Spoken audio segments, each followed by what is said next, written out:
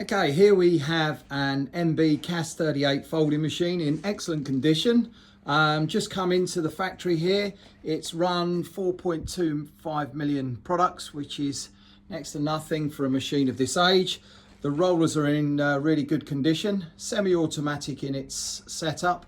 If we go on to the display screen, you select from the type of fold that you want to do, tell it what length and width of paper you're running, and then it will ask you to send 2 sheets through a calibration device for setting up the double sheets.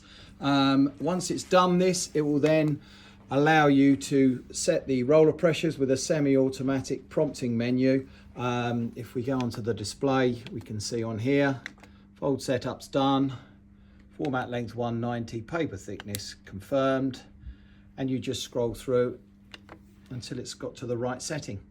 Very easy to use. I'll just show you it on operation.